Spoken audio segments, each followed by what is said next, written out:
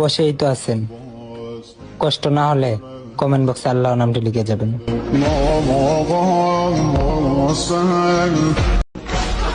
ভালো থাকার জন্য আল্লাহর রহমত প্রয়োজন, কারো দয়া মায়া নয়।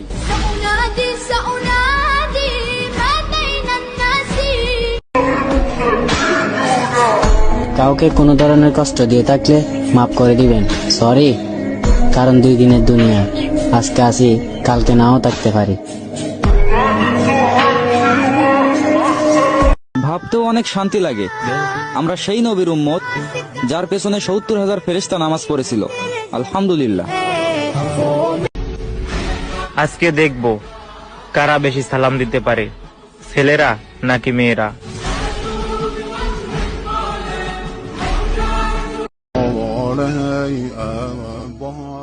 কার ভাগ্য কিভাবে পরিবর্তন হয় সেটা আল্লাহ ছাড়া কেউ জানে না।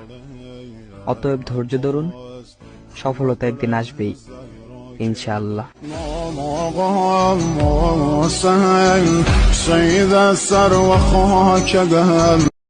কবরবাসীদের আযাব দেওয়া শুরু হয়ে গেল, কারণ রোজার মাঝে চলে গেল। আমরা সবাই মন থেকে কবরবাসীদের জন্য দোয়া করব, আল্লাহ যেন তাদের কবর আযাব থেকে রক্ষা করেন আর তাদের জান্নাতুল ফেরদৌস দান করেন। কমেন্টের সময় আমিন বলে যাবেন। আমার মায়ের জন্যই আমার অস্তিত্ব টিকে আছে, নয়তো আমার নাম কি সেইটাও জানতাম না।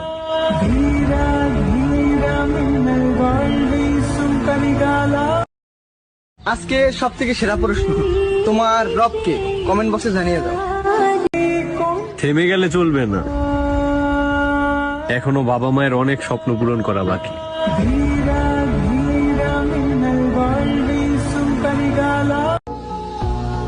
আরে খারাপ সময় আর কতদিন, একদিন না একদিন ঠিকই সফলতা আসবে।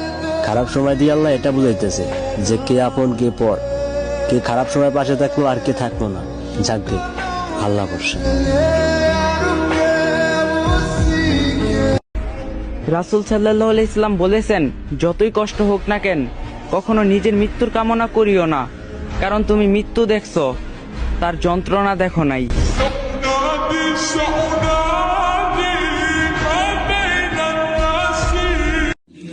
আমি শুধু মনে প্রাণে আল্লাহকে বিশ্বাস করি, কারণ তিনি ছাড়া আমার স্বপ্নগুলো পূরণ করার আর কারো ক্ষমতাই নেই।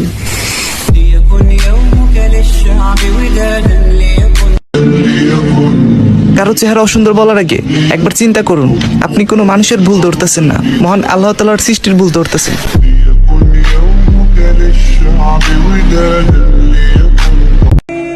থেমে গেলে চলবে না, এখনো বাবা মায়ের অনেক স্বপ্ন পূরণ করা বাকি।